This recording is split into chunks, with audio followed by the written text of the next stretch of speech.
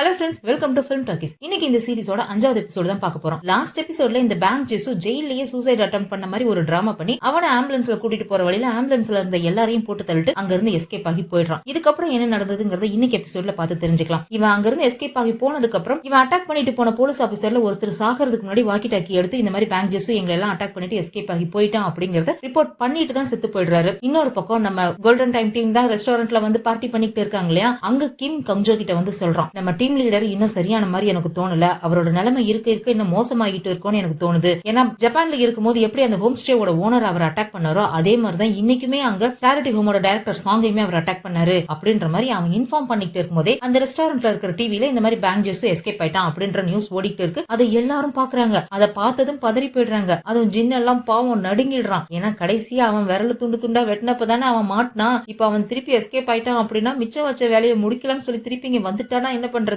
அதனால அவங்களுக்குமே ஒரு பதட்டம் இருக்கு. அவசரமா அவங்க கிரைம் ஸ்பாட்டுக்கு போகணும்னு சொல்லிட்டு கிளம்புறாங்க. கஞ்சோலாம் பதட்டத்துல கீழே விழுந்து கண்ணாடி எல்லாம் கையில குத்தி கிழிச்சுட்டு தான் அங்க இருந்து வெளியில வரா. அப்ப டிடெக்டிவ் யாங் காரோட வந்து நிக்கிறாரு. என்ன விட்டுட்டு நீங்க பார்ட்டி பண்ண வரீங்க, ஆனா உங்களை விட்டுட்டு நான் கிரைம் ஸ்பாட்டுக்கு போக முடியாதுல, வாங்க போலாம் அப்படின்னு சொல்லிட்டு அவங்களை கூட்டிட்டு தான் போயிட்டு இருக்காங்க. போற வழியிலேயே ஹீரோக்கு கால் பண்ணி பாக்குறாங்க. ஆனா ரிங் போயிட்டே இருக்கு. அவன் அட்டன் பண்ணவே மாட்டேங்கிறான். மேபி அவனுக்கு பிளாக் அவுட்டுக்காக மருந்து சாப்பிட்டு இருந்திருப்பான். அந்த மருந்துனால அவன் தூங்கிட்டு இருக்கிறதுக்கு வாய்ப்பு இருக்கு. அவனை டிஸ்டர்ப் பண்ண வேணாம் அப்படின்னு சொல்லிட்டு இவங்க மட்டும் கிரைம் ஸ்பாட்டுக்கு கிளம்பி போய்கிட்டு இருக்காங்க. அப்படியே கட் பண்ணி அந்த பேங்க் ஜெசுவை தான் காமிக்கிறாங்க. அவன் ஏதோ காட்டுக்குள்ள நடந்து போய்கிட்டு இருக்கான். அங்க ஏதோ ஒரு பேக் மறைச்சு வச்சிருந்திருப்பான் போல இருக்கு. இது எல்லாமே முன்னாடியே இவங்க பிளான் பண்ணி தான் இதெல்லாம் பண்ணிருக்காங்க. ஒரு லாயர் ஒருத்தன் இவனை பாக்குறதுக்காக வந்தான்ல, டோக்கி செத்து போயிட்டான் அப்படின்னு சொல்லி இன்ஃபார்ம் பண்றதுக்கு வந்திருப்பான் இல்லையா, அவன் தான் ஏதோ ஒரு மருந்து ரகசியமா கொடுத்திருந்திருக்கான். இதை உன் இதயத்துல இன்ஜெக்ட் பண்ணிக்கிட்ட அப்படின்னா கொஞ்ச நேரத்துக்கு நீ செத்து போன மாதிரி இருப்ப, 20 நிமிஷத்துக்குள்ள உனக்கு ஃபர்ஸ்ட் எய்ட் பண்ணிட்டாங்க அப்படின்னா நீ பொழைச்சிருவ, உனக்கு லக் இருந்தா நீ பொழைச்சுக்கலாம், இல்லனா நீ போய் சேர வேண்டியதான். நீ இந்த மருந்து எடுத்துக்கிட்டதுக்கு அப்புறம் போலீஸ் உன்னை கண்டுபிடிச்சு உன்னை ஆம்புலன்ஸ்ல கூட்டிட்டு போற டைமை கால்குலேட் பண்ணி நான் ஒரு பேக்கை காட்டுக்குள்ள மறைச்சு வைக்கிறேன், நீ எஸ்கேப் ஆனதும் காட்டுக்குள்ள வந்து இது எடுத்துக்கோ அப்படின்ற மாதிரி அந்த லாயர் தான் சொல்லியிருப்பான். அவன் தான் அந்த பேக் அங்க வச்சிருப்பான் போல இருக்கு. இவனுக்காக ட்ரெஸ் வச்சிருக்கான். அந்த ட்ரெஸ்ஸை எடுத்து மாட்டிக்கிட்டு இவன் அங்க இருந்து போலான்னு பாக்கும்போது அந்த இடத்துல ஹீரோ வந்து துப்பாக்கியோட நிக்கிறான். இவன் எப்படி இவன் இங்கதான் இருப்பான்னு கண்டுபிடிச்சு வந்தானே தெரியல. இப்ப உன்னை சுத்தி என்ன நடந்துட்டு இருக்குன்றது உனக்கு நல்லாவே தெரியும். உன்னோட ஆட்கள் எல்லாம் அந்த வயர்ஷன் அப்படிங்கிறவன் தேடி தேடி கொலை பண்ணிட்டு இருக்கான். அவன் கண்டிப்பா உன்னையும் தேடி வந்து போட்டு தள்ளிடுவாங்கிறது உனக்கு நல்லாவே தெரியும். அதனால அந்த வயர்ஷனுங்கிறது யாரு, அவன் எங்க இருக்கான்ற விஷயத்த என்கிட்ட சொல்லிடு அப்படின்ற மாதிரி ஹீரோ கேக்குறான். அதையாப்பா நீ என்கிட்ட கேக்குற,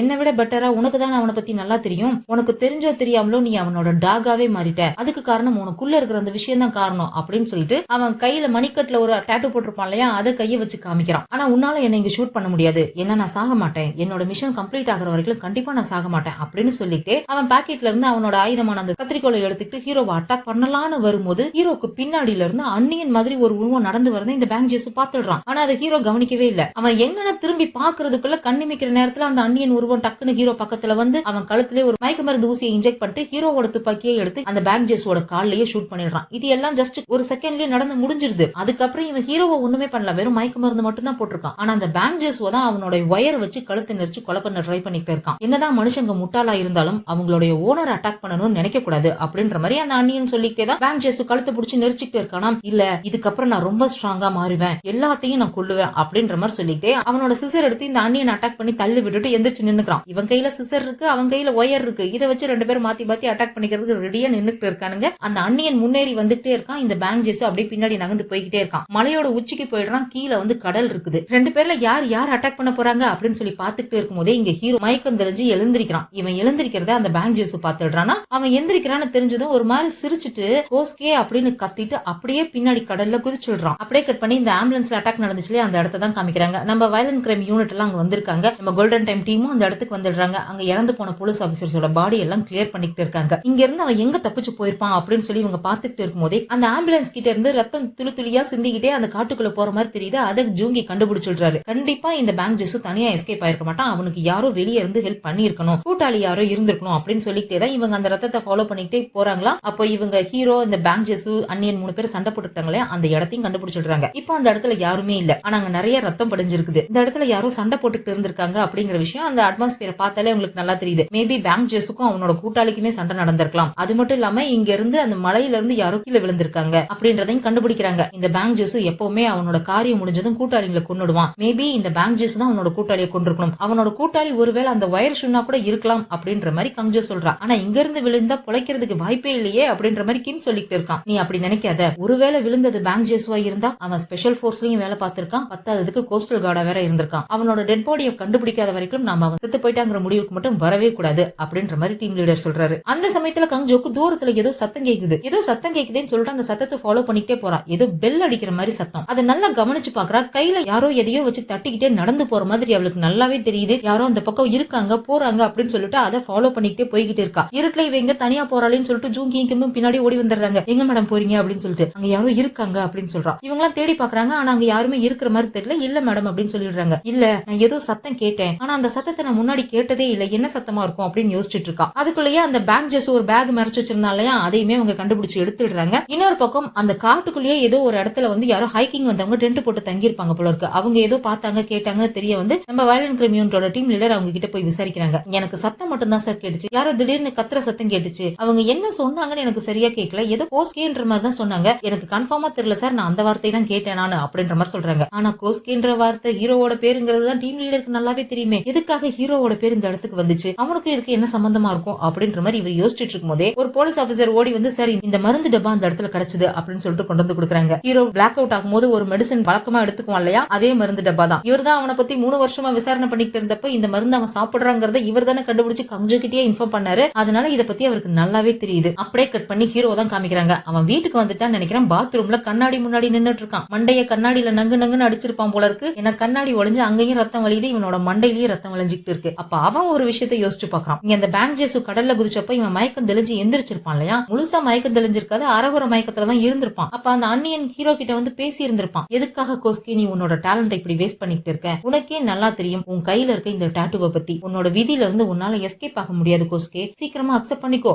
அப்படின்ற மாதிரி சொல்லிட்டு அந்த அன்னியன் போயிருந்திருப்பான். நான் உன்னை கண்டிப்பா விட மாட்டேன்டா, உன்னை என் 2 கையால கொல்லுவேன் அப்படின்ற மாதிரி இங்க ஹீரோ கத்திக்கிட்டு இருக்கான். அவன் நக்கலா சிரிச்சுட்டு அவன் பாட்டுக்கு அங்க இருந்து போயிட்டே இருந்திருப்பான். அதை இப்ப யோசிச்சு பாத்துக்கிட்டே அவன் கையில இருக்க அந்த டாட்டூவை பாக்குறான். எதுக்காக அவன் என்ன மட்டும் கொல்லாம உயிரோட விட்டுட்டு போனான் அப்படின்ற மாதிரி யோசிச்சுட்டு இருக்கான். இங்க வயலண்ட் கிரைம் யூனிட்டோட டீம் லீடர் கங்ஜோவை தனியா கூப்பிட்டு வச்சு ஹீரோ பத்தி விசாரிக்கிறாரு. அவனோட வியாதி இப்ப எப்படி இருக்கு, ஜப்பான்ல இருக்கும்போது அவனோட பிரச்சனை கொஞ்சம் மோசமா இருந்ததா நான் கேள்விப்பட்டேன், அப்படியா அப்படின்னு கேக்குறாரு. ஆமா சார், அவனுக்கு முன்ன இருந்ததை விட இப்ப கொஞ்சம் அவனோட ப்ராப்ளம் கொஞ்சம் அதிகமான மாதிரி தான் தெரியுது, அதுக்காக அவனோட மெடிசன்ஸுமே அவன் அதிகமா எடுத்துக்கிற மாதிரி தான் எனக்கு தெரியுது அப்படின்ற மாதிரி கங்ஜோ சொல்றாளா. சரி அவன் யாருகிட்ட மெடிசன்ஸ் வாங்குவான், அந்த டாக்டரை பத்தி உனக்கு தெரியல, எனக்கு அந்த டாக்டரோட அட்ரஸ் எனக்கு அனுப்பி வை அப்படின்ற மாதிரி சொல்றாரு. ஏன் எதுக்குன்னு கேட்டா அதை சொல்ல மாட்டேங்கிறாரு. இல்ல சும்மாதான் அவனை நான் இதுக்கப்புறம் விசாரணையில சேர்த்துக்கலாமா வேணாமன்னு நான் முடிவு பண்ணல, அதுக்காக தான் அவனை பத்தி தெரிஞ்சுக்கிறதுக்காக அப்படின்னு சொல்றாரு. சரி சார் நான் அட்ரஸ் அனுப்பி வைக்கிறேன் அப்படின்னு சொல்லிட்டு அவன் அங்க இருந்து கிளம்பிடுறா. இந்த ஏரியாவில் இருக்க சிசிடிவி எல்லாம் செக் பண்ணும்போது 5 கேமரா உடஞ்சிருக்கு அப்படின்றது தெரிய வந்திருக்கு. சோ வேற ஏதாவது வழியில தான் தேடணும் அப்படின்னு சொல்லிட்டு இவ பார்க்கு கால் பண்ணி கண்டிப்பா அந்த பேங்க் ஜேசு கூட அந்த இடத்துல சண்டை போட்டுட்டு இருந்தது அந்த வயர் ஷூனா தான் இருக்கும், அங்க இன்னொரு காலடி இருந்துச்சு, கண்டிப்பா அந்த வயர் ஷூனோட காலடியா தான் இருக்கும், இந்த பேங்க் ஜேசுக்கும் அந்த வயர் ஷூனுக்கும் ஏதாவது சம்பந்தம் இருக்கா, அவங்களுக்குள்ள கனெக்ஷன் இருக்கான்றத கண்டுபிடி அப்படின்ற மாதிரி கங்ஜோ சொல்றா. இவ போய் அதை ஜின்னு கிட்ட சொல்றா. சரி கண்டுபிடினா எப்படி கண்டுபிடிக்கிறது, அந்த பேங்க் ஜேசு ஒரு ஸ்கூல்ல படிச்சான், அந்த ஸ்கூல்ல இருந்து தான் இந்த டாக்டர் ஃபெபர் குரூப் ஆரம்பிச்சாங்கன்னு தெரிஞ்சது, ஆனா அந்த ஸ்கூல்ல பத்தி எந்த டீடைலுமே கிடைக்கலையே, ஸ்கூலையே இழுத்து மூடிட்டாங்களே, எங்க போய் தேடுறது அப்படின்ற மாதிரி சொல்லிட்டு இருக்கான். எங்க போய் தேடுறதுன்னு தெரியலப்பா, தேட சொல்லியிருக்காங்க, எப்படியாவது நம்ம தேடி கண்டுபிடிக்கணும், அவங்க 2 பேத்துக்கும் என்ன சம்பந்தம் இருக்குன்றத நம்ம கண்டுபிடிக்கணும் அப்படின்னு சொல்றான். அது சரி விடிய விடிய உட்காந்து வேலை பார்க்க வேண்டியதுதான் அப்படின்ற மாதிரி அவன் புலம்பிக்கிட்டு இருக்கும் போதே ஹீரோ கிட்ட இருந்து ஜின்னுக்கு மெசேஜ் வருது. நான் ஒரு பர்சனல் ஹெல்ப்பா தான் கேக்குறேன், சேயாங் அப்படின்ற ஆளு நாட்டை விட்டு வெளியில போறான்ற விஷயம் தெரிய வந்ததை எனக்கு இன்ஃபார்ம் பண்ணு அப்படின்ற மாதிரி சொல்றான். சரி சார் அப்படின்னு சொல்லி இவனும் ரிப்ளை பண்ணிட்டு எதுக்காக இவர் யாரோ ஒரு சேயாங்க பத்தி விசாரிக்கிறாரு அப்படின்ற மாதிரி யோசிச்சுட்டு இருக்கான். அதே சமயம் அந்த பக்கம் கங்ஜோ எதுக்காக டீம் லீடர் ஹீரோவை பத்தி விசாரிச்சாரு அப்படின்ற மாதிரி யோசிச்சவ கார நேரம் ஹீரோவோட வீட்டுக்கு விடுங்க, அவன் எப்படி இருக்கான்னு ஒரு 8 பார்த்துட்டு வந்துருவான் அப்படின்ற மாதிரி சொல்லிட்டு இருக்கா. அப்போ கிம்முக்கு அவனோட ஒய்ஃப் கிட்ட இருந்து கால் வருது. என்னடா நைட்டு டின்னருக்கு வீட்டுக்கு வரேன்னு சொன்னியா, இன்னும் வரலையா அப்படின்ற மாதிரி கேக்குறா. ஐயோ சாரிமா, அதுக்குள்ள ஒரு எமர்ஜென்சி கேஸ் ஒண்ணு வந்துருச்சு, என்னால இன்னைக்கு நைட்டு வர முடியாது மன்னிச்சுக்கோமா அப்படின்ற மாதிரி அவன் கெஞ்சிக்கிட்டு இருக்கான். அந்த பொண்ணு கொரியன் இல்ல, ஏதோ வெளிநாட்டுக்கார பொண்ணு போல இருக்கு, இந்த கொரியன் போலீஸே இப்படிதான் போங்கடா அப்படின்ற மாதிரி அவ திட்டிட்டு இருக்கா. அப்போ இவங்க எல்லாம் கார்ல போயிட்டு இருக்காங்க. வாக்கி டாக்கி மூலியமா கிரைம் ஸ்பாட்ல இருந்து ஒரு இன்ஃபர்மேஷன் கிடைக்குது. அந்த மலையோட எட்ஜ்ல இருந்த ரத்தம் பேங்க் ஜேஸோட ரத்தம் தான், ஆனா ரத்தத்தோட அளவை வச்சு பார்க்கும்போது அவன் உயிரோட இருக்கிறதுக்கு வாய்ப்பே இல்ல அப்படின்ற மாதிரி இன்ஃபார்ம் பண்றாங்க. அப்போ ஹீரோ டைரக்டா கங்ஜோக்கே கால் பண்றான். என்னம்மா நான் இப்பதான் நியூஸ பார்த்தேன், பேங்க் ஜேசு ஜெயில இருந்து தப்பிச்சிட்டானாமே அப்படின்னு ஒன்னும் தெரியாத மாதிரி கேக்குறான். ஆமாம்மா அவன் தப்பிச்சிட்டான், நான் அவன் வீட்டுக்கு பக்கத்துல தான் இருக்கேன், எல்லாத்தையும் நான் வீட்டுக்கு வந்து நேர்லயே சொல்றேன் அப்படின்ற மாதிரி சொல்லிட்டு இவன் நேரா கிளம்பி ஹீரோவோட வீட்டுக்கே போறான். அந்த பேங்க் ஜேசுவ அந்த வயர் ஷூனுங்கிறவன் தான் கொலை பண்ணிருக்கணும், அவன் கொரியாவுக்கு வந்ததே பேங்க் ஜேசுவை போட்டு தள்ளுறதுக்காக தான், இப்ப வந்த வேலை முடிஞ்சிருச்சுன்னா அவன் திரும்பி ஜப்பானுக்கே போயிடுவானே, நம்ம எப்படி அவனை பிடிக்கிறது அப்படின்ற மாதிரி கங்ஜோ புலம்பிட்டு இருக்கா. அப்ப அவ கையில ரெஸ்டாரண்ட்ல அடிபட்டுச்சு இல்லையா, அந்த காயத்தை பார்த்துட்டு அவன் அதுக்கு மருந்து போட்டுக்கிட்டே சொல்றான். அந்த பேங்க் ஜேசுலாம் அவ்வளவு ஈஸியா சாகவும் மாட்டான், அந்த வயர் ஷூனும் இப்போதைக்கு கொரியா விட்டு போகவும் மாட்டான், நீ ஒன்னும் கவலைப்படாத அப்படின்ற மாதிரி சொல்றானா. அதுக்கு கங்ஜோ இருந்துட்டு டீம் லீடர் நீங்க கிரிமினலை பிடிக்கிறதுக்காக ரொம்ப கஷ்டப்படுறீங்களோன்னு தோணுது, கொஞ்சம் உங்க உடம்பையும் பாத்துக்கோங்க,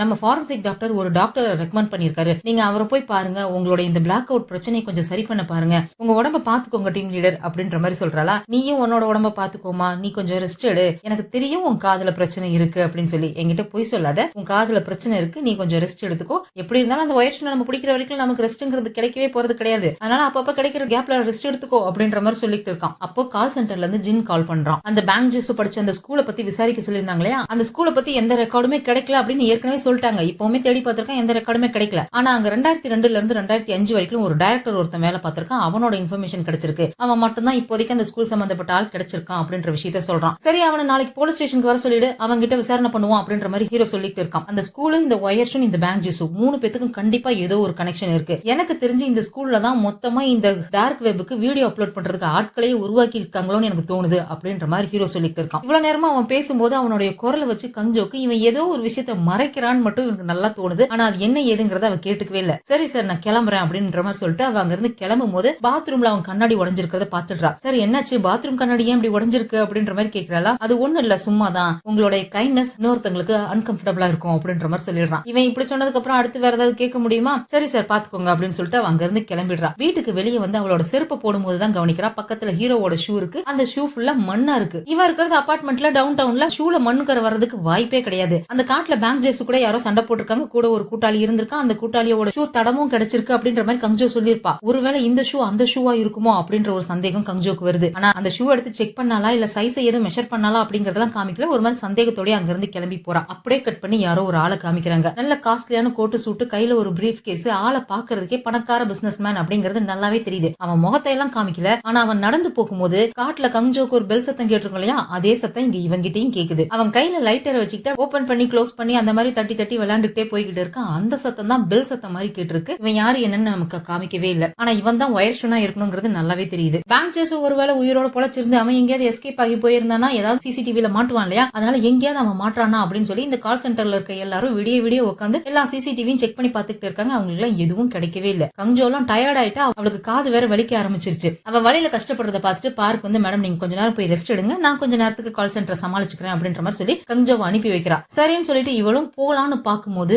அந்த பெல் சத்தம் மறுபடியும் அவளுக்கு கேக்குது. அதுவும் போலீஸ் ஸ்டேஷனுக்குள்ள இருந்து தான் கேக்குது. இந்த சத்தம் எங்க இருந்து கேக்குது அப்படின்னு சொல்லிட்டு அந்த சத்தத்தை ஃபாலோ பண்ணிக்கிட்டே போறா. அது போலீஸ் ஸ்டேஷனா இல்ல பேய் வீடான்னு தெரியல. எங்க போனாலும் ஒரு இருட்டா பாலடைஞ்ச பங்களா மாதிரி இருக்கு. இவளும் அந்த சத்தத்தை தேடிக்கிட்டே போயிட்டு இருக்கா. யாரோ ஒரு ஆளு அந்த லைட்டரை கையில வச்சுக்கிட்டு வேணும்னே தட்டி தட்டி இவளை டைவர்ட் பண்ணி ஒரு இடத்துக்கு வர வைக்கிற மாதிரி தான் இருக்கு. ரொம்ப நேரம் அந்த போலீஸ் ஸ்டேஷனுக்குள்ளே தேடி தேடி கடைசியில ஒரு ரூம்ல இருந்து தான் சத்தம் வருதுன்னு சொல்லிட்டு அந்த ரூமை போய் ஓபன் பண்றா. ஆனா அது ரூமே இல்ல, அது ஒரு பெரிய ஆடிட்டோரியம் போல இருக்கு. அந்த ஆடிட்டோரியமோட எண்டுல யாரோ இருக்கிற மாதிரி இருக்கு. இவ அந்த இடத்துக்கு போலான்னு சொல்லிட்டு போகும்போது அங்க கீழே தரையில ரத்தமா இருக்குது. அதுவும் யாரோ ரத்தத்தோட இழுத்துட்டு போன மாதிரி இருக்கு. அதை அவ பாத்துட்டு இருக்கலாம். அந்த ரத்தம் முடிகிற இடத்துல இவ போலீஸ் ஸ்டேஷன்ல வேலை பாக்குற எல்லா ஆபீசர்ஸும் செத்து ரத்த வெள்ளத்துல கிடக்குறாங்க. அவங்களுக்கு நடுவுல எவனோ ஒருத்தன் கையில கத்தியோட நின்னுட்டு இருக்கான். இவ டக்குன்னு துப்பாக்கி எடுத்துட்டு யாரா நீயே அப்படின்னு கேக்குறாளா. அவன் மெதுவா கஞ்சோ பக்கம் திரும்புறான். அவன் மாஸ்க் போட்டுக்கிட்டு இருக்கான். மெதுவா கஞ்சோ கிட்ட வந்துட்டு அவனுடைய மாஸ்க் ரிமூவ் பண்றான். பார்த்தா அது ஹீரோ. முகம் பூரா ரத்தத்தோட வில்லத்தனமா சிரிச்சுட்டு நின்னுட்டு இருக்கான். அந்த வில்லத்தனமான சிரிப்போடையே அவன் கஞ்சோவை அட்டாக் பண்ணலான்னு வரும்போது இவ பயந்து போய் கண் முழிக்கிறா. இது எல்லாமே கனவு. இவளுக்கு ஹீரோ மேல ஒரு சின்ன சந்தேகம் வந்துச்சு இல்லையா, அந்த சந்தேகம் தான் இந்த மாதிரி கனவா வந்திருக்குது. அதை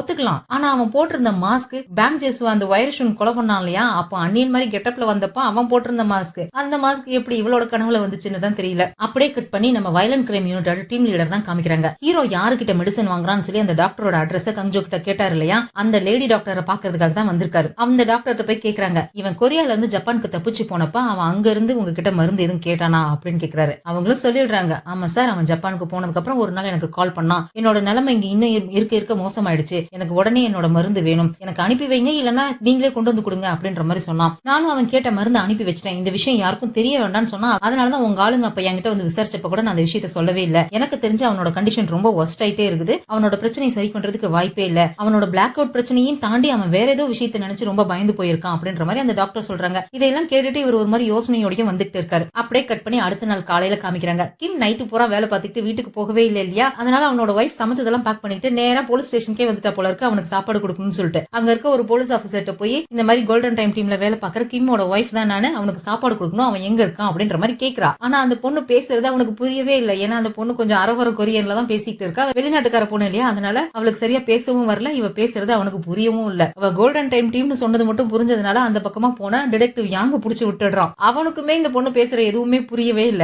நல்ல வேலையா கிம் கிம்மே அந்த இடத்துக்கு வந்துடுறான். இது என்னோட ஒய்ஃப் தான் சார் அப்படின்னு சொல்லிட்டு கூட்டிட்டு போறான். அவங்களோட அந்த டிஸ்பாச் டீமோட ஆஃபீஸ் இருக்கும் இல்லையா, அங்கதான் கூட்டிட்டு போறான். நம்ம கொலைகோட ஒய்ஃப் வெளிநாட்டுக்கார பொண்ணுன்னு முதல்ல தெரிய வரவோ நம்ம டிடெக்டிவ் யாங்கும் ஜூங்கி ரொம்ப எக்ஸைட் ஆயிடுறாங்க. அந்த பொண்ணு கூட நல்லா ஜெல் ஆயிடுறாங்க. அந்த பொண்ணுமே இவங்க கூட நல்லா தான் பேசிட்டு இருக்கா. ஆனா கிம் தான் ஒரு மாதிரி காலில் சுடுதண்ணி ஊத்துன மாதிரி குதிச்சுட்டே இருக்கான். போலாமா, நீ எங்கே பஜாருக்கு போகணும்னு சொன்னல, கிளம்பு நீ தான் சாப்பாடு கொடுத்துடல கிளம்புன்ற மாதிரியே சொல்லிட்டே இருக்கான். ஏன்னா இவன் வீட்டுல இவங்க எல்லாத்த பத்தி ஏதோ ஏடா கூடமா சொல்லி வச்சிருப்பான் போல இருக்கு. ஒவ்வொருத்தரை பத்தி இன்ட்ரோடியூஸ் பண்ணும் போதும் அவங்கள பத்தி எல்லாம் இவன் என்ன சொல்லியிருக்கான்றத இந்த பொண்ணு அறியாம போட்டு உடச்சிடுறா. அதனாலதான் இவன் அவசரப்படுத்திட்டு இருக்கான் போல இருக்கு. அந்த சமயத்துல ஹீரோ வேற உள்ள வரானா, இவர் தான் எங்க டீம் லீடர் அப்படின்னு சொல்லி இன்ட்ரோடியூஸ் பண்ணதும், ஓ அந்த சிடுமூஞ்சி டீம் லீடரா அப்படின்ற மாதிரி சொல்லிடுறா. என்ன பத்தி இப்படியடா சொல்லி வச்சிருக்க அப்படின்னு கேக்குறாரு. சார் இல்ல சார், சாரி சார் அப்படின்ற மாதிரி சொல்லிட்டு இருக்கான். அப்ப அந்த பொண்ணோட ஹேண்ட் பேக் ஓபன்ல இருக்கு. அவளோட பேக்குக்குள்ள ஏதோ ஒரு மருந்து டப்பா மாதிரி இருக்கிறத ஹீரோ கவனிக்கிறான். அதை பெருசா எதுவும் கண்டுக்கல. அவன் பாட்டுக்கு பாத்துட்டு போயிடுறான். வாமா ஏதோ பஜாருக்கு போகணும்னு சொன்னால, கிளம்பு அப்படின்னு சொல்லிட்டு அவன் அங்க இருந்து இழுத்துட்டு போயிட்டு இருக்கான். அதுக்கப்புறம் அந்த பேங்க் ஜேஸோட ஸ்கூல்ல வேலை பார்த்த ஒரு டைரக்டரை விசாரணைக்காக இவங்க வர சொல்லியிருந்தாங்களே, அந்த ஆளை விசாரிக்கிறதுக்கு நம்ம ஹீரோவும் கங்ஜோவும் தான் போறாங்க. அவனோட பேரு சங்டே. நாங்க ஒரு ஆளை தேடிட்டு இருக்கோம். அந்த ஆளு 2002ல இருந்து 2005 வரைக்கும் உங்களோட ஸ்கூல்ல ஜாப்பனீஸ் டீச்சரா வேலை பார்த்திருப்பான் அப்படின்னு நாங்க சந்தேகப்படுறோம். உங்களுக்கு அப்படி யாரையாவது தெரியுமா அப்படின்ற மாதிரி கேக்குறாங்க. எனக்கெல்லாம் எதுவுமே தெரியாதுங்க. எனக்கு அந்த ஸ்கூல்ல டைரக்டரா வேலை பார்க்கறதுல எந்த ஒரு விருப்பமுமே இல்ல. எங்க அப்பா தான் சொல்ல கேட்காம வலுக்க டைமா என்னோட பேரை கொண்டு போய் அந்த ஸ்கூலோட டைரக்டர் லிஸ்ட்ல சேர்த்து விட்டாரு. நான் ஒரு 2-3 மாசம் சம்பளம் வந்துச்சு, அதை வச்சுக்கிட்டேன், அவ்வளவுதான். மத்தபடி நான் அங்க எந்த வேலையும் பார்க்கவே இல்ல. அதுக்கப்புறம் அந்த ஸ்கூல்ல ஃபயர் ஆக்சிடென்ட் நடந்துச்சு. அதுல அங்க வேலை பார்த்தவங்க, படிச்ச ஸ்டூடெண்ட்ஸ், அங்க இருந்த ஃபைல்ஸ்னு எல்லாமே மொத்தமா அழிஞ்சு போச்சு. நான் வேலைக்கு போறது இல்லங்கிறதால நான் மட்டும் தப்பிச்சிட்டேன், அவ்வளவுதான். மத்தபடி எனக்கு எதுவுமே தெரியாது அப்படின்ற மாதிரி சொல்லிடுறான். நீங்க ஏதோ இப்ப கிளப் வச்சு நடத்திட்டு இருக்கீங்கன்னு கேள்விப்பட்டேன். அந்த கிளப்ல கூட ஏதோ ட்ரக் டீலிங்லாம் நடக்குதுன்னு கேள்விப்பட்டேன். அதை என்ன ஏதுன்னு விசாரிக்கணும் போல இருக்கே அப்படின்ற மாதிரி லைட்டா ஹீரோ அவனை மிரட்டி பாக்குறான். ஆனாலும் அவன் பயப்படாம சமாளிக்கிற மாதிரி தான் சமாளிச்சுட்டு இருக்கான். சரி அப்ப யோசிச்சுக்கோங்க அப்படின்னு சொல்லிட்டு அவன் போலான்னு பாக்கும்போது, எனக்கு ஒரு விஷயம் ஞாபகம் இருக்கு. நீங்க சொன்ன அந்த 2002-2005 டைம்ல எங்க ஸ்கூலோட வைஸ் பிரின்சிபல் ஒரு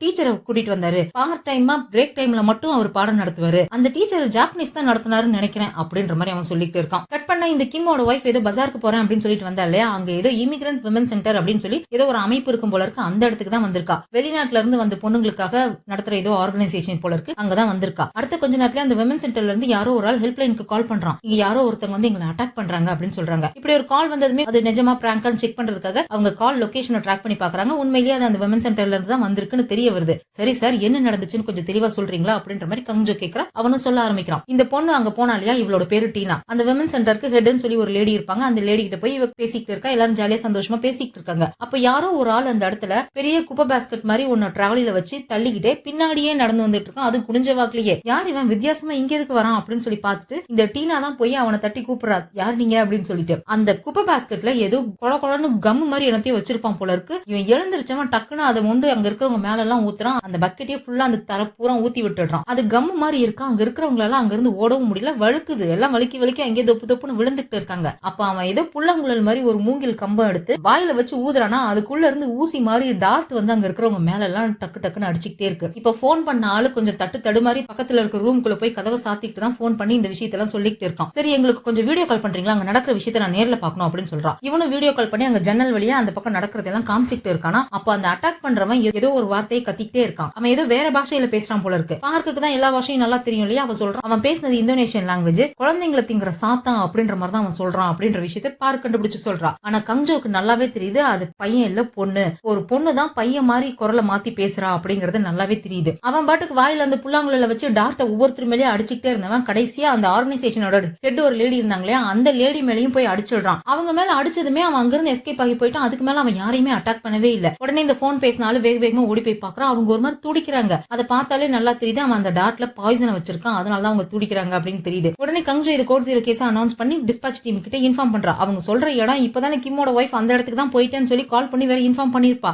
அங்கதானே நம்மளோட ஒய்ஃப் இருக்கா அப்படின்னு சொல்லிட்டு இவன் டீனாவுக்கு கால் பண்ணி பாக்குறான். போன் அவ எடுக்கவே இல்ல. பயந்து போய் இவங்க எல்லாம் கிளம்பி நேரம் அந்த இடத்துக்கு ஓடிக்கிட்டு இருக்காங்க. அங்க அவங்களுக்கு எல்லாம் வேற பாய்சன் அட்டாக் ஆகிருக்கு. ரொம்ப பதட்டத்துல வேற இருக்காங்க. அந்த மாதிரி சமயத்துல பாய்சன் ரொம்ப வேகமா ஸ்ப்ரெட் ஆகிறதுக்கு வாய்ப்பு இருக்கு அப்படின்னு சொல்லிட்டு கங்ஜோ அந்த ஆளுக்கு வந்து ஒரு சில ஃபர்ஸ்ட் எய்ட் எல்லாம் சொல்லி கொடுக்குறா. இந்த மாதிரி பண்ணுங்க, அவங்களை இந்த பொசிஷன்ல வைங்க அப்படின்னு இவ சொல்ல அந்த போன் பேசிக்கிட்டு இருந்தாலும் இந்த டீனாவும் தான் எல்லாத்தையும் பாத்துக்கிறாங்க. எல்லா ஃபர்ஸ்ட் எய்டும் பண்ணிட்டு இருக்காங்க. இந்த டீனா சொல்றா, மேடம் அசையாதீங்க, அசைஞ்சீங்கன்னா நீங்க செத்துருவீங்க, அசையாதீங்க அப்படின்னு சொல்லி கங்ஜோ சொன்ன எல்லா ஃபர்ஸ்ட் எய்டுமே அவங்க பண்ணிட்டு இருக்காங்களா. வந்து அந்த கல்பிரட் ஒரு இந்தோனேஷியன் பொண்ணு அப்படின்றது நல்லா தெரியுது இல்லையா. அந்த இமிகிரண்ட் ஆபீஸ்ல இருக்கிற கஸ்டமர்ஸ்ல யாராவது இந்தோனேஷியன் பொண்ணு யாராவது இருக்காங்களான்னு செக் பண்ணி பாக்குறாங்க. அப்படி செக் பண்ணி பார்க்கும்போது பிருத்வி அப்படின்னு சொல்லிட்டு ஒரே ஒரு பொண்ணு மட்டும் கிடைக்கிறா. அந்த பொண்ணு இந்தோனேஷியாவில இருக்க ஏதோ ஒரு தீவுல ஒரு சின்ன குக்கிராமத்துல இருந்து தான் வந்திருக்கா. ஆனா அந்த பொண்ணு அந்த நாட்டோட பெஸ்ட் யூனிவர்சிட்டியில படிச்சுட்டு வந்திருக்கா. 2 வருஷமா அவ இங்க கொரியாவில தான் இருக்கா. அவளோட சோசியல் மீடியாவெல்லாம் செக் பண்ணி பார்க்கும்போது ஒன்னும் பிரச்சனை இருக்கிற மாதிரி தெரியல, ரொம்ப நார்மலா தான் இருக்கு. ஆனா அவ கடைசி போஸ்ட் போட்டது 1 வருஷத்துக்கு முன்னாடி. அதுக்கப்புறம் அவ எந்த போஸ்ட்டுமே போடவே இல்ல. ஆனா அவ கடைசியா போட்ட போஸ்ட் வந்து இங்க இருக்க இவளோட கொரியன் பாஸ் இவளை ஹராஸ் பண்றான் அப்படின்ற மாதிரி போட்டிருக்கா. அதுக்கப்புறம் என்ன நடந்ததுன்னே தெரியல அப்படின்ற விஷயத்தை பார்க் கண்டுபிடிச்சு சொல்றா. ஆனா இப்ப அந்த கல்பிரேட் அங்க இருந்து எங்க போனானே தெரியல. வீடியோவெல்லாம் திருப்பி போட்டு பாக்குறாங்க, எந்த பக்கம் எஸ்கேப் ஆனானே தெரியல அப்படின்ற மாதிரி பாத்துக்கிட்டு இருக்காங்களா. உடனே அந்த டீனா தான் இருந்துட்டு நான் பார்த்தேன், அவன் அந்த பார்க் பக்கமா தான் போனான் அப்படின்னு சொல்லிட்டு ஏதோ ஒரு பார்க் பேரை சொன்னா அங்கதான் எஸ்கேப் ஆகி போனான்னு சொல்லிட்டு அதுக்குள்ள நம்மள கோல்டன் டைம் டீம்ல அங்க வந்துடுறாங்க. கிம் ஓடி வந்து முதல்ல டீனாக்கு என்னாச்சு அப்படின்ற மாதிரி தான் பாக்குறான். அங்க இருக்கிறவங்க எல்லாம் சின்ன சின்ன காயத்தோட எஸ்கேப் ஆயிட்டாங்க. அவங்களுக்கு எல்லாம் பெருசா பெரிய அடி எல்லாம் ஒண்ணும் இல்ல அப்படின்னு தெரிய வருது. அந்த பார்க் பக்கம் தான் எஸ்கேப் ஆகி போனான்னு சொல்லி அந்த பொண்ணு சொன்னாலையா, அதனால அந்த பார்க்குக்கு எல்லாரும் தேடிட்டு போய் பாக்குறாங்க. அங்க அந்த பொண்ணு இருக்கிற மாதிரி அடையாளமே இல்ல. ஒருவேளை தப்பிச்சுட்டாலோ அப்படின்ற மாதிரி ஜூங்கி சொல்லிட்டு இருக்கானா, கண்டிப்பா கிடையாது. அந்த பொண்ணு இந்த வழியா தப்பிச்சு போறதுக்கு வாய்ப்பு இல்ல. அந்த பொண்ணு இந்தோனேஷியாவோட பெஸ்டான யூனிவர்சிட்டியில படிச்சான்னு சொன்னாங்க இல்லையா, அப்ப கண்டிப்பா புத்திசாலியா தான் இருப்பா. நம்மள ஏமாத்துறதுக்கு வேற ஏதாவது ட்ரிக் வச்சிருப்பா. அந்த பொண்ணு இங்க வந்திருக்க மாட்டா, அங்கேயேதான் இருப்பா அப்படின்னு சொல்லிட்டு இவங்க திரும்ப அந்த இடத்துக்கே போய் பாக்குறாங்களா. அப்போ அந்த பொண்ணு கெட்டப் எல்லாம் மாத்திக்கிட்டு பையன் மாதிரி தலையில குல்லாவெல்லாம் மாட்டிக்கிட்டு கேஷுவலா நடந்து வர மாதிரி அந்த பக்கம் நடந்து வரா. எதிர்த்தாப்புல போலீஸ் அங்க தேடிட்டு இருக்காங்கன்னு பார்த்துட்டு அப்படியே திரும்பி ஆப்போசிட்ல போற மாதிரி போறாளா. அங்கே யாரோ 2 பொறுக்கி பசங்க இவளை நோட் பண்ணிடுறாங்க போல இருக்கு. இவளை விரட்டிட்டு வரவன் குடுகுடுன்னு ஓடி போய் அங்க கடைக்கு வெளியில ஒரு ஸ்கூட்டி நின்னுட்டு இருக்கும், யாரோ நிறுத்திட்டு போயிருப்பாங்க போல இருக்கு. ஹெல்மெட் தூக்கி தலையில மாட்டிட்டு ஸ்கூட்டி எடுத்துட்டு அங்க இருந்து எஸ்கேப் ஆயிடுறா. திருடன் திருடன் திருடன் எல்லாரும் கத்திக்கிட்டு இருக்காங்க. ஹீரோவை கிராஸ் பண்ணி தான் அந்த பொண்ணு போறா. அப்ப அவளோட கால்ல அந்த க்ளூ ஒட்டி இருக்கிறத ஹீரோ பாத்துடுறான். இது அந்த கல்பிரேட் தான் அப்படின்னு சொல்லிட்டு அவளை விரட்டிட்டு இருக்காங்க. அந்த ஏரியாவில இருந்து வெளியில போற எல்லா வழியையும் பெட்ரோல் போலீஸை விட்டு பிளாக் பண்ண வச்சுட்டு அந்த ஏரியாக்குள்ளேயே அந்த பொண்ணை மடக்கி விரட்டிட்டு இருக்காங்க. ஆனா அந்த பொண்ணு ஸ்கூட்டில அந்த ஏரியாவிலேயே இவங்களை பயங்கரமா சுத்து காமிக்கிறா. கிட்டத்தட்ட 15 நிமிஷத்துக்கு மேல அந்த பொண்ணை விரட்டிக்கிட்டே இருக்காங்க. அந்த பொண்ணு இவங்களுக்கு பயங்கரமா சுத்தி காமிச்சுட்டே இருக்கா. ஒரு இடத்துல போய் ஹீரோ என்ன பண்றான், அந்த பொண்ணு இந்த பக்கமா வரான்னு தெரிஞ்சு அப்படியே ஜம்ப் பண்ணி அவன் மேலேயே விழுந்துடுறான். கீழே விழுந்தவ டக்குன்னு எந்திரிச்சு அங்கிருந்து எஸ்கேப் ஆகி போகும்போது ஒரு காரை மேல இடிச்சு கீழே விழுந்துடுறா. வந்து எல்லாரும் அந்த பொண்ணு புடிச்சிடுறாங்க. ஆனா இந்த கேஸ் ரொம்ப சிம்பிளா முடிஞ்ச மாதிரி இருக்குல்ல. இவ்வளவு சிம்பிளா இவங்களோட கோட் 0 கேஸ் எல்லாம் முடியறதுக்கு வாய்ப்பே இல்லையே அப்படின்னு சொல்லி நாம யோசிச்சா இதையே தான் கங்ஜோவும் யோசிச்சிருக்கா. இந்த கேஸ் இவ்வளவு சிம்பிளா முடியற மாதிரி எனக்கு தோணல. ஏன்னா இவ்வளவு பெரிய அட்டாக் பண்ற அளவுக்கு அந்த பொண்ணு கிட்ட மோட்டிவே இல்ல அப்படின்ற மாதிரி கங்ஜோ சொல்றாளா. அந்த பொண்ணை தான் அரெஸ்ட் பண்ணியாச்சுல, என்ன ஏதுன்னு நம்ம விசாரணை பண்ணி தெரிஞ்சுக்கலாம். ஆனா எனக்கு இந்த கிம்மோட ஒய்ஃப் டீனா மேல கொஞ்சம் சந்தேகமா இருக்கு அப்படின்னு சொல்றான். எதனால அந்த பொண்ணு மேல சந்தேகப்படுற அப்படின்னு கேட்டா, அந்த கல்பிரேட் இந்த பார்க் வழியா தான் தப்பிச்சு போனா, அதை நான் என் கண்ணால பார்த்தேன் அப்படின்னு சொல்லி இவ தப்பான க்ளூவை நமக்கு கொடுத்து தப்பா டைரக்ட் பண்ணிருக்கோம்னு எனக்கு தோணுது. அவளுடைய பேக்ல ஒரு டெர்மட்டாலஜி மெடிசன் இருந்ததை பார்த்தேன், லாய்க்கும் அதுல எழுதி இருந்தது, அது என்ன ஏதுன்னு கொஞ்சம் செக் பண்ணு அப்படின்ற மாதிரி சொல்றான். போலீஸ் ஸ்டேஷனுக்கு வந்தப்ப அவளோட பேக்ல ஒரு டப்பா இருந்ததை இவன் பார்த்தான் இல்லையா, அதை தான் சொல்றான். பார்க் உடனே செக் பண்ணி பாக்குறா. அந்த மெடிசன் ஆக்னேக்காக எடுத்துக்கிறது, பிரெக்னெண்டா இருக்கிறவங்க கண்டிப்பா அதை எடுத்துக்கவே கூடாது அப்படின்ற மாதிரி கண்டுபிடிச்சு சொல்றா. இந்த பொண்ணு பிரெக்னெண்டா இருக்கிறதா கிம் சொல்லி இருந்திருப்பான். இவ அப்படி பிரெக்னெண்டா இருக்கும்போது எதுக்காக இந்த மெடிசன் எடுத்துக்கணும் அப்படின்ற மாதிரி இவங்களுக்குமே அந்த பொண்ணு மேல இப்ப சந்தேகம் வருது இல்லையா. அப்பதான் கங்ஜோக்கு ஒரு விஷயம் ஞாபகம் வருது. இவ அந்த ஆளு கிட்ட ஃபர்ஸ்ட் எய்ட் எப்படி பண்றதுன்னு சொல்லி அங்க இருக்கிறவங்களுக்கு எல்லாம் ஃபர்ஸ்ட் எய்ட் பண்ண சொல்லி கொடுத்துட்டு இருந்திருப்பான் இல்லையா. அப்ப டீனாவும் சேர்ந்து தானே ஃபர்ஸ்ட் எய்ட் பண்ணிட்டு இருந்திருப்பான். அந்த ஹெட் லேடி கிட்ட கூட போய் இவ சொல்லியிருப்பா இல்லையா, அசையாதீங்க மேடம், அசைஞ்சிங்கன்னா நீங்க செத்துருவீங்க அப்படின்ற மாதிரி இவ சொல்லியிருப்பா இல்லையா. இதை நார்மலா சத்தமா எப்பவும் பேசுற மாதிரி பேசி இருந்திருப்பா. ஆனா அதுக்கப்புறம் யாருக்குமே கேட்காத மாதிரி ரொம்ப மெதுவா அவ ஏதோ குசு குசுன்னு பேசி இருந்திருக்கா. அப்போ அதை கொஞ்சம் பெருசா எடுத்துக்கவே இல்லை, இருந்த பதட்டத்துல விட்டுட்டா. இப்பதான் அவ யோசிச்சு பார்க்கும்போது நான் அவளை கொல்லுவேன், கண்டிப்பா கொல்லுவேன், அந்த பிருத்வியை நான் கொல்லுவேன் அப்படின்ற மாதிரி அவ ஏதோ சொல்லி இருந்திருக்கா. அதுவும் ரொம்ப ஃப்ளூவெண்டான கொரியன்ல பேசியிருக்கா. இவளுக்கு தான் கொரியன் சரியா பேசவே வராதே. இப்ப எப்படி இவ கொரியன்ல பேசினா அப்படிங்கிறப்ப இவ மேல இன்னும் நல்லா சந்தேகம் அதிகமா வருதா. உடனே அந்த டீனாவை பத்தின இன்ஃபர்மேஷன் எல்லாம் எடு அப்படின்ற மாதிரி ஜின் கிட்ட சொல்லிடுறாங்க. இவங்க வந்து அந்த டீனா எங்க இருக்கான்னு சொல்லி பார்த்து அவளை போய் விசாரிக்கணும் அப்படின்னு சொல்லிட்டு ஜூங்கியும் ஹீரோவும் கிளம்பி போறாங்க. ஏன்னா இவங்க கல்பிரேட்டை சேஸ் பண்றதுக்காக இங்க வந்துட்டாங்க. கிம் வந்து அங்க இருக்கிறவங்க எல்லாம் ரெஸ்கியூ பண்ற வேலையை பார்த்துட்டே இருந்தான். இவங்க வாக்கி டாக்கில பேசினதெல்லாம் அவன் கேட்டானா இல்லையான்னு தெரியல. அவன் எல்லாத்தையும் ரெஸ்கியூ பண்ணி முடிஞ்சதுக்கு அப்புறம் எங்கே பொண்டாட்டியை காணுமே அப்படின்னு சொல்லிட்டு இவன் தேடி தேடி பாக்குறான். மேல அந்த ரூம்லயே போய் பார்க்கலாம் அப்படின்னு சொல்லிட்டு அங்க போய் பார்த்தா அந்த பொண்ணு கபோர்ட்ல எல்லாம் ஏதோ பரபரப்பா தேடிக்கிட்டு இருக்கா. டீனா என்னமா பண்ற, இங்க என்னத்தை தேடிக்கிட்டு இருக்கா அப்படின்னு சொல்லிட்டு கிம் போய் பார்த்துட்டு கேக்குறானா. இல்ல ஒண்ணும் இல்ல, நான் என்னோட பர்சனல் இன்ஃபர்மேஷன்ஸை தேடுறேன் அப்படின்ற மாதிரி சொல்றா. அதை எதுக்காக இப்ப தேடுற அப்படின்னு சொல்றானா, நம்மளோட பர்சனல் இன்ஃபர்மேஷன்ஸ் வெளியே எங்கேயாவது லீக் ஆயிடுச்சுன்னா நம்மள போன் பண்ணி எல்லாம் ஏமாத்துவாங்களா இந்த வாய்ஸ் ஃபிஷிங் கேங், அவங்க கிட்ட ஒருவேளை மாட்டிக்கிச்சுன்னா நம்மள ஏமாத்திருவாங்கல்ல, அதனாலதான் நான் என்னோட பர்சனல் இன்ஃபர்மேஷன்ஸை பத்திரமா வச்சுக்கணும்ல, அதுக்காக தேடுறேன் அப்படின்னு சொல்றா. சரி அதுக்கு இதுவா நேரம் அப்படின்னு கேக்குறான். இப்பதானே இந்த ஹெட் இங்க இல்ல, அவங்க இல்லாதப்ப எடுத்துக்கலாமே தான் இதை தேடிட்டு இருக்கேன் அப்படின்ற மாதிரி சொல்றான். அப்பதான் கிம் ஒரு விஷயத்தை நோட் பண்றான். இந்த பொண்ணு இவ்வளவு நேரமா ஃப்ளூவெண்டான கொரியன்ல பேசிக்கிட்டு இருந்திருக்கா. அதே சமயம் அங்க ஜின் இந்த பொண்ணோட இன்ஃபர்மேஷன்ஸ் எல்லாம் கொண்டு வந்து கங்ஜோ கிட்ட கொடுக்குறான். அவ அதை பார்த்து ஷாக் ஆடுறா. அப்படி என்ன அதுல இருந்துச்சுன்னு தெரியல. இங்க கிம் கேக்குறான், எப்படி டீனா நீ இவ்வளவு ஃப்ளூவெண்டா கொரியன்ல பேசுற அப்படின்ற மாதிரி இவன் கேக்குறான். அவ என்ன பேசுறதுன்னு தெரியாம திருன்னு முழிச்சுட்டு இருக்கும்போது இந்த பக்கம் கங்ஜோ கால் பண்றா. கிம் அந்த இடத்த விட்டு போயிடு, அந்த பொம்பளை கிட்ட இருக்காத அப்படின்ற மாதிரி சொல்றான். இது அந்த பொம்பளையா, என்ன மேடம் சொல்றீங்க அப்படின்னு இவன் கேட்டுக்கிட்டு இருக்கும்போதே அந்த பொண்ணு எதையோ எடுத்து கிம்மோட மண்டையிலேயே அடிச்சிடுறா. அப்படியே சரிஞ்சு கீழே விழறான். இதோட இந்த எபிசோட் முடியுது. இதுக்கப்புறம் என்ன நடந்ததுங்கிறத அடுத்த எபிசோட்ல பார்த்து தெரிஞ்சுக்கலாம். இந்த வீடியோ பிடிச்சிருந்தா லைக் பண்ணிடுங்க, அப்படியே ஃப்ரெண்ட்ஸ்க்கு ஷேர் பண்ணிடுங்க. மறக்காம ஹைப்பையும் தட்டி விட்டுட்டு ஃபிலிம் டாக்கீஸ்க்கு சப்ஸ்கிரைப் பண்ணிடுங்க. அடுத்த எபிசோட்ல சந்திக்கலாம். பாய்.